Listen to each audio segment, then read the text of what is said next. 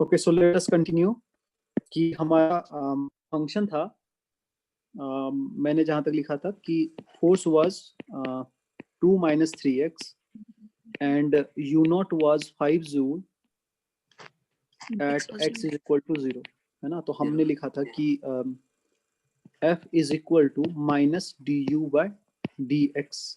यहाँ पे x का फंक्शन है फोर्स, इसलिए 2 - 3x dx is equal to minus du। और यहाँ पे जब हम इंटीग्रेशन रखेंगे तो at x is equal to 0 potential energy is 5 joule given and at any x let it be ux। तो इसको इंटीग्रेट करेंगे तो 2x minus 3x square divided by 2 and you can set the limit over here 0 से लेके x and this is equal to minus of ux minus 5। ऐसा कर देंगे, है ना। तो अब मैं इसमें लिमिट पुट करता हूँ, तो लिमिट जब पुट करूंगा तो 2x minus 3x square by 2 आ जाएगा और 0 जब पुट करेंगे तो सारा टर्म 0 हो जाएगा। This is equal to minus ux plus 5, है ना। तो इसको जब मैं करूंगा तो ux को मैं इस साइड ले आता हूँ और बाकी ये दोनों जो टर्म है इसको राइट साइड लेके चला जाता हूँ। तो इससे ux पॉजिटिव हो जाएगा, लेकिन यहाँ पे 3x स्क्वायर बाई 2 प्लस हो जाएगा और माइनस 2x हो जाएगा और plus 5। This is your potential energy at any x, है ना। इस तरह से हमने एक क्वेश्चन किया। हम लोग कंटिन्यू करें आगे? Yes sir. ओके, ठीक। So let us continue further. क्या हुआ, चल क्यों नहीं?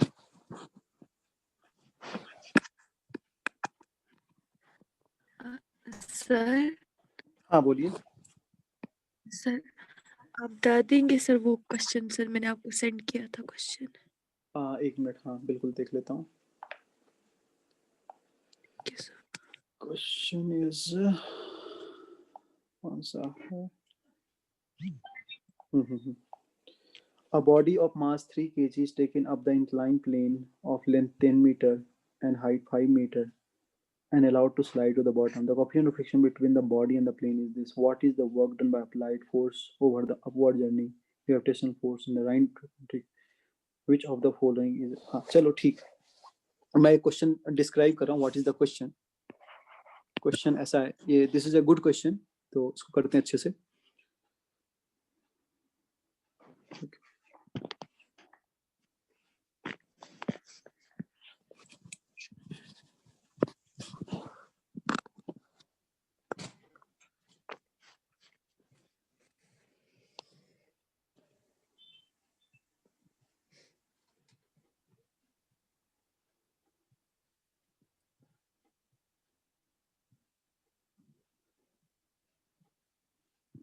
Okay. So this is an inclined plane. The inclined plane has height 5 meter and the length of the inclined is 10 meter.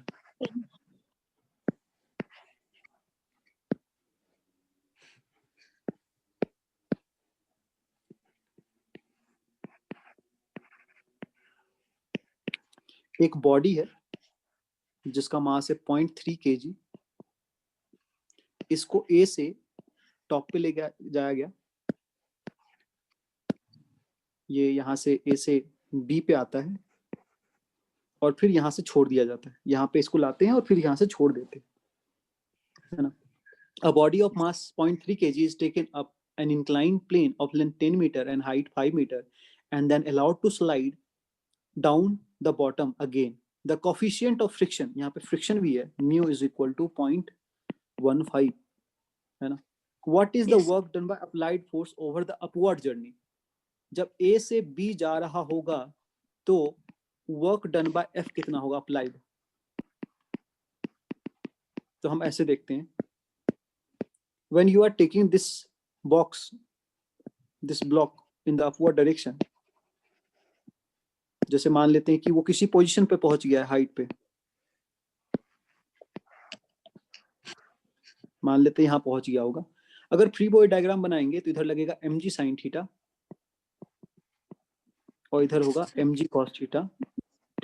तो यहाँ पे थीटा क्या है? तो दिस एंगल इज थीटा। ये थीटा हम निकाल सकते हैं। अगर हम साइन थीटा निकालेंगे तो perpendicular which is 5 and base which hypotenuse which is 10, तो ये 1/2 हो जाएगा, तो थीटा 30 डिग्री हो जाएगा। mg नीचे, mg sin थीटा नीचे, mg cos थीटा ऊपर और नॉर्मल एक्शन ऊपर। ऐसा mg sin थीटा का वैल्यू अगर देखें तो mg sin थीटा का वैल्यू होगा mg sin theta, mg sin theta will be m is 0.3, g is 10, and sin theta is sin 31/2. So it will give you 3/2. 3/2.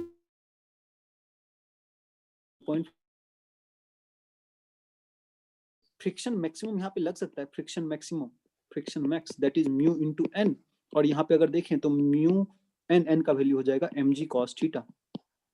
तो mu का value दे रखा है 0.15 इनटू m का वैल्यू है 0.3, g का value है 10 एंड cos थीटा इज √3/2 है ना, cos 30 sin 60 √3/2। तो ये 10 खत्म हो जाएगा। अब मुझे इसकी वैल्यू निकालनी पड़ेगी, तो ये होगा 0.45 √3/2। इसकी वैल्यू कितनी है ये चेक करनी है ना, तो मैं बताता हूँ ये कितनी वैल्यू है। The value is 0.45 into √3, this is equal to divided by 2, तो this is 0.38, ये आ रहा है 0.38 या 39 बोल सकते हैं, 39 न्यूटन, ऐसा कुछ वैल्यू आ रहा है। अच्छा, फ्रिक्शन लगेगा कितना अगर मैं इसको छोड़ दूं ऐसे ही किसी जगह हाइट पे लेके जा करके, तो mg sin थीटा तो नीचे लग रहा है, मतलब mg sin थीटा का वैल्यू 1.5 न्यूटन है, लेकिन फ्रिक्शन किधर लगेगा, ऊपर लगेगा। फ्रिक्शन अगर ऊपर लगेगा तो फ्रिक्शन का वैल्यू यहाँ पे बहुत कम है ना, तो फ्रिक्शन का वैल्यू बहुत कम है, तो एक मिनट बता रहा हूँ, फ्रिक्शन का वैल्यू बहुत कम है तो वो अपने आप स्लाइड कर जाएगा, है ना। तो अगर इसको ऊपर लेके जाना होगा, अगर मैं इसको ऊपर लेके जा रहा हूँ, तो इसका मतलब इसका रिलेटिव मोशन जो होगा वो अपवर्ड डायरेक्शन में होगा, तो फ्रिक्शन मुझे पीछे अपोज करेगा, है ना, यही बोलना चाह रहे थे ना। नहीं सर, क्या बोल, यहाँ से फिर से बताइए fmax से सर। अच्छा, मैं अभी बॉटम मोस्ट पॉइंट पे हूँ, ए पे हूँ, और मैं ए से बी पे जाना चाह रहा हूँ। तो जब मैं ऊपर लेके जाना चाहूंगा तो ऊपर तो अपने आप तो जाएगा नहीं, ऊपर एक फोर्स लगाना पड़ेगा। मान लेते एफ फोर्स मैंने लगाया, जब मैंने फोर्स एफ लगाया, कैपिटल एफ, तो ये जो सरफेस है, ये जो ब्लॉक का बॉटम मोस्ट सरफेस है, ये सरफेस ऊपर जा रहा होगा, तो इंक्लाइन प्लेन उसको ऊपर जाने नहीं देगा, इसलिए वो फ्रिक्शन पीछे लगाया, है ना। तो फ्रिक्शन अगर पीछे लगाएगा तो जो अप्लाइड फोर्स है उसकी मैग्नीट्यूड कितनी होनी चाहिए, अप्लाइड फोर्स की मैग्नीट्यूड होनी चाहिए mg sin थीटा, जो mg का कंपोनेंट डाउनवर्ड डायरेक्शन में डाउन द इंक्लाइंड है, प्लस फ्रिक्शन के बराबर mg sin theta plus mu mg cos theta, क्योंकि यहाँ पे कौन सा फ्रिक्शन लगेगा, काइनेटिक फ्रिक्शन लगेगा, है ना, पूरा का पूरा मैक्सिमम वैल्यू जो फ्रिक्शन का है वो लगेगा। तो this will be the applied force, है ना। अब ये अप्लाइड फोर्स है, लेकिन अप्लाइड फोर्स के डायरेक्शन में डिस्प्लेसमेंट कितना करना है, what is the displacement, the displacement is actually 10 metres, यहाँ से यहाँ जाना है तो this length is 10 metre. What is the angle between applied force and displacement, force ऊपर की तरफ लगा रहे हैं, डिस्प्लेसमेंट भी ऊपर की तरफ ही हो रहा है, what is the angle between them, zero, है ना। तो वर्क डन बाय फोर्स होगा mg sin theta minus plus mu mg cos theta into displacement which is 10, angle between them is 0, it is cos 0 is 1, तो यही आपका work done का value हो जाएगा। लेकिन वर्क डन का वैल्यू अगर लिखा जाए तो 10 into mg sin थीटा का वैल्यू हमने यहाँ पे निकाला है 1.5 Newton, plus mu mg cos theta का वैल्यू हमने निकाल रखा है 0.39 न्यूटन, 0.39, है ना। तो 0.39 अगर ऐड कर देंगे तो ये हो जाएगा 1.89 into 10 which is basically 18.9 joule, 18.9 joule के आसपास आपका आंसर होगा, है ना, सही है। Yes sir. This is the first part कि हम ए से बी, जब हम बॉटम से ऊपर लेके जाएंगे तो कितना वर्क डन होगा। दूसरा है what is the work done by gravitational force over the round trip. Round trip का मतलब ये बोलना चाह रहा है कि यहाँ से ए पोजीशन से मैं टॉप पॉइंट पे गया और फिर वापस इस पोजीशन पे आ गया, तो what is the work done by gravitational, बताओ। जीरो, जीरो, यस सर, क्या हुआ, जीरो हो गया, तो वर्क डन बाय ये जीरो हो जाएगा। लेकिन नेक्स्ट क्वेश्चन ये भी है what is the work done by Frictional force. Frictional force over the round trip, friction force over the round trip ऐसा बोला हुआ है। तो फ्रिक्शनल फोर्स अगर राउंड ट्रिप से पूछा हुआ है तो मैं क्या करूंगा यार, क्या है, एक मिनट, मेरी पेंसिल थोड़ी डिस्चार्ज हो गई।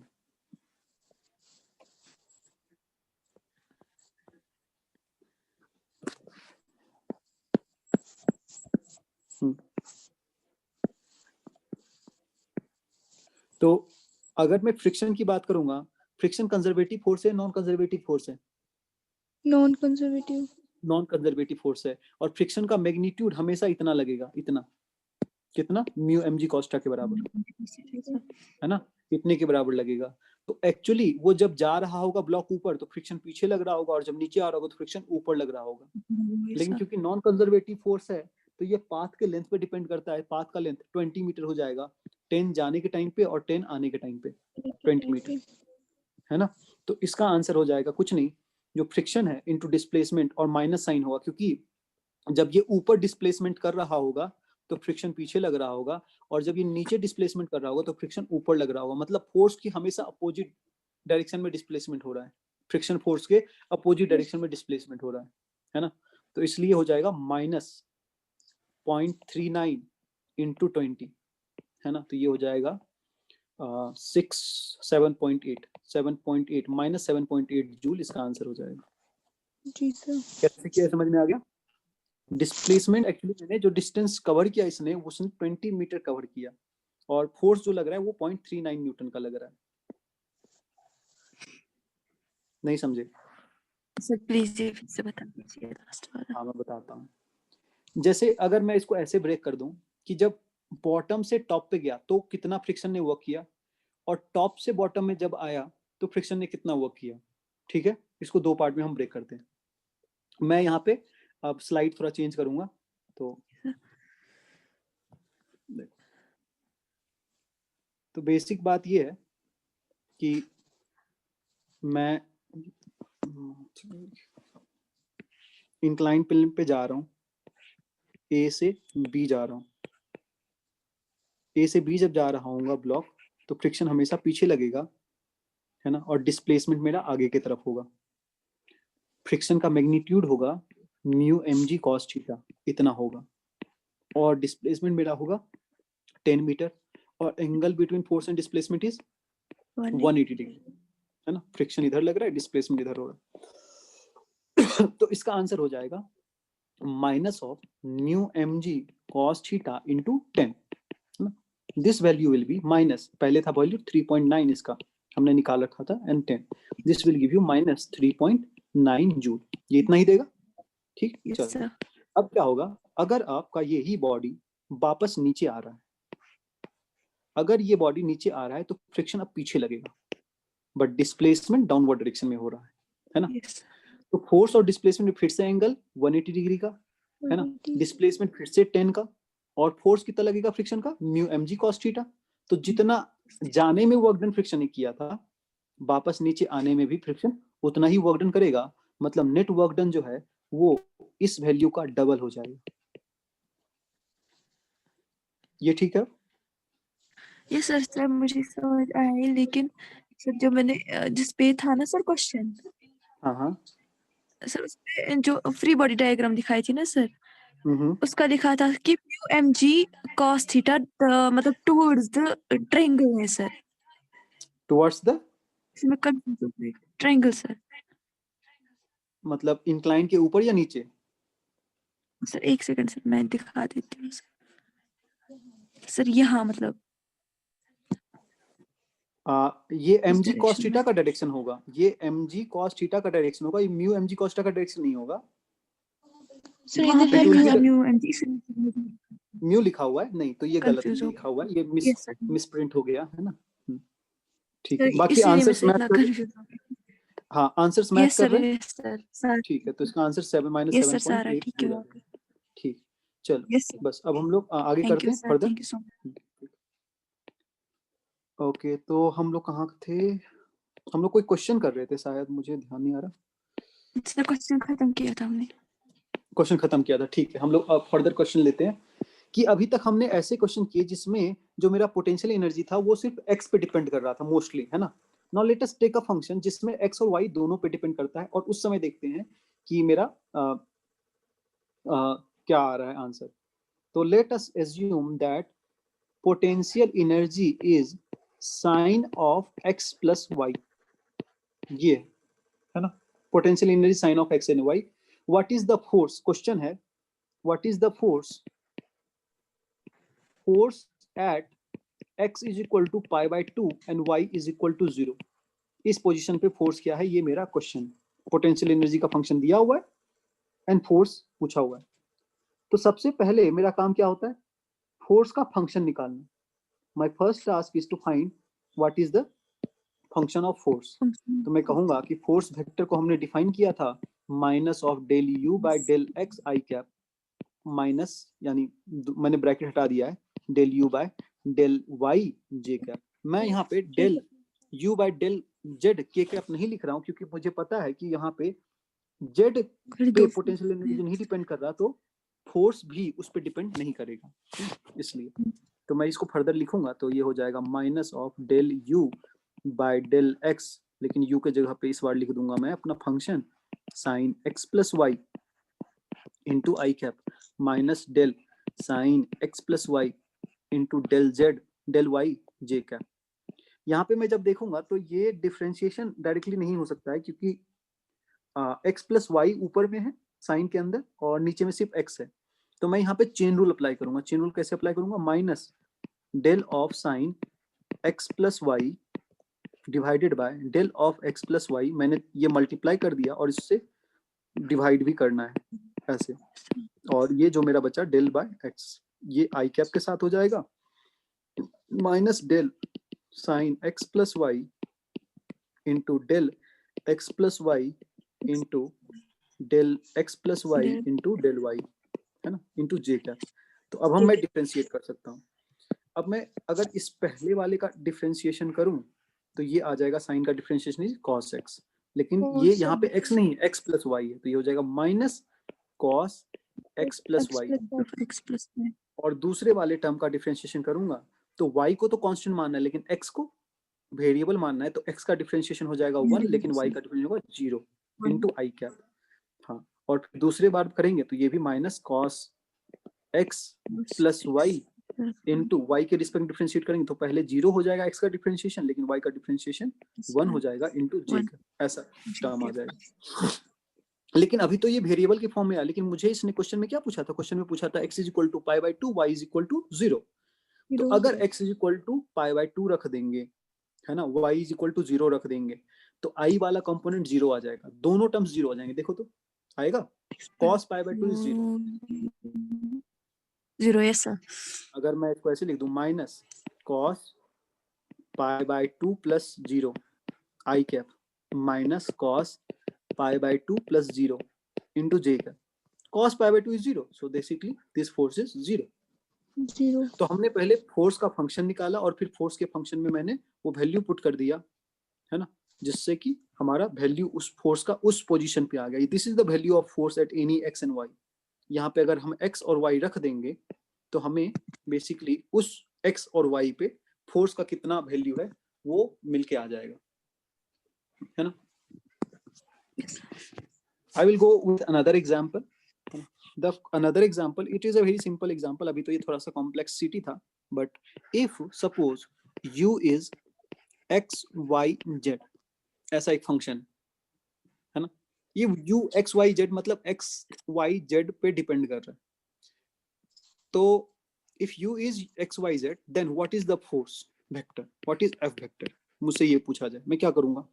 f वेक्टर को हमें पता है कि this is minus del of u by del x i cap minus del of u del y j cap minus del of u del y z by k cap. यहाँ पे मैं minus minus इसलिए ले रहा हूँ, मैंने जब plus लिया था तो कॉमन ऐसे ब्रैकेट कर दिया था जब प्लस लिया था, लेकिन अगर मैं ऐसा ना करूं तो मैं ब्रैकेट भी हटा दूंगा। ठीक है, ध्यान से रखना ये चीज, माइनस या प्लस। तो यहाँ minus del of x y z by del x i cap minus del x y z by del y j cap minus del x y z by del z k cap, ऐसा हो जाएगा। अब simply differentiate करना है।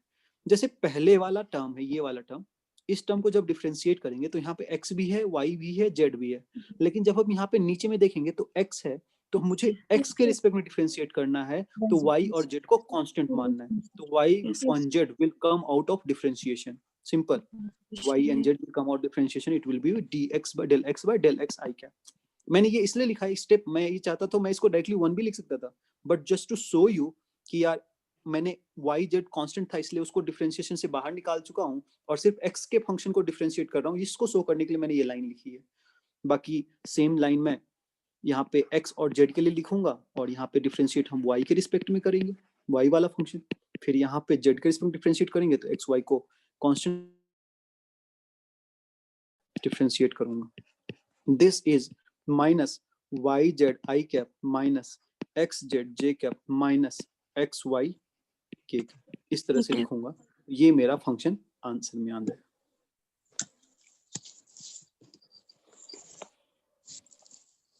ठीक है, अब आपको पोटेंशियल एनर्जी और फोर्स को रिलेट करना आ गया होगा कि what is potential energy and what is force, है ना? यस। पोटेंशियल एनर्जी का दो डेफिनेशन, दो फॉर्मूला लिख रहे हैं, एक लिख रहे हैं F vector is equal to minus of du by dr, यहाँ पे r पोजीशन वेक्टर है और r क्या होता है, r होता है x i cap plus Y j cap plus Z Z के, लेकिन इसी वेक्टर को मैं ऐसे भी लिख रहा हूँ कार्टेशियन कोऑर्डिनेट में, minus of del u by del x i cap minus del u by del y j cap minus del u by del z k cap. यहाँ पे ये दोनों अलग अलग चीजें, कभी कभी फंक्शन जो होंगे वो r के रिस्पेक्ट में होंगे तो r के रिस्पेक्ट में डिफरेंशिएट करना। मैं इसका एग्जांपल देता हूँ, एक इसका एग्जांपल मैं नेक्स्ट स्लाइड में दे रहा हूँ कि अगर potential energy between two charges क्या होते हैं, k q1 q2 divided by r, यही होता है ना? यस अच्छा, ये potential energy between two charge है तो इसका फोर्स का वैल्यू कितना होता है? फोर्स का वैल्यू होता है k q1 q2 bye r square, यही होता है ना? लेकिन मैं इसको ऐसे नहीं लेके आऊंगा, देखो मैं इसको भूल गया, मुझे नहीं पता कि फोर्स का वैल्यू क्या होता है। मैं क्या करूंगा, I know that potential energy is only defined for conservative force and conservative force is minus del u by del r, है ना? तो जब मैं इसको डिफरेंशिएट करता हूँ तो minus k q1 q2 divided by r into del by del r, मैं डिफरेंशिएट कर रहा हूँ because k q1 q2 are constant, इसलिए मैंने इसको हटा दिया, यहाँ पे लिख दिया d r to power minus 1, है ना? 1 बाय r को मैं लिख सकता हूँ r to power minus 1, divide differentiate करूंगा, it will become minus k q1 q2 into minus 1 to the power r to power minus 1 minus 1, है ना? तो ये हो जाएगा आपका यहाँ का minus, this minus and this minus will become plus, है ना? तो ये बचेगा k q1 q2 divided by r का square, because this term is basically r to the power minus 2 which can be written as 1 by r का square. तो ये जो फोर्स आया, ये किस तरह का फोर्स है? इलेक्ट्रोस्टैटिक फोर्स है। But how did we derive it? We derive it by differentiating the potential energy. The same can be done for gravitation, the same can be done for, जैसे मैं spring force के लिए करता हूँ, एक बार spring force के लिए potential energy लिखते हैं हाफ इंटू के एक्स का स्क्वायर, बट फोर्स को डिफाइन करते हैं माइनस ऑफ, यहाँ पे डिफाइन करोगे तो del u by del x apply करोगे, तो ये हो जाएगा minus del half k x square divided by del x, यहाँ पे हाफ के तो कांस्टेंट माइनस साइन के साथ, ये हो जाएगा del x square by del x, यहाँ पे आपका हो जाएगा माइनस हाफ के इंटू 2x, ये 2 और ये 2 कैंसिल हो जाएगा, ये हो जाएगा माइनस के एक्स, है ना? तो इस तरह से आपको पता है स्प्रिंग फोर्स क्या होता है, माइनस के एक्स, है ना? ठीक, तो आज फिलहाल इतना ही करते हैं, we will proceed from here tomorrow, है ना? सो ठीक है, thank you, good night. Thank you हाँ बोलो, हाँ बोलो पीछे स्लाइड करना है, प्रीवियस स्लाइड पीछे स्लाइड करना है, ठीक है, ओके, ये कर दिया, और बताइए सर नहीं शो हो रहा है, क्या शो नहीं कर रहा? नो सर, अब नो सर, स्लाइड शो नहीं कर रहा सर अब हो गया सर, अब हो गया sir.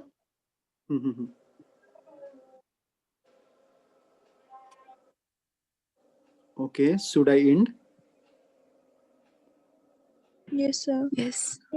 Okay, chalo. Thank you everyone. Good night. Thank you sir.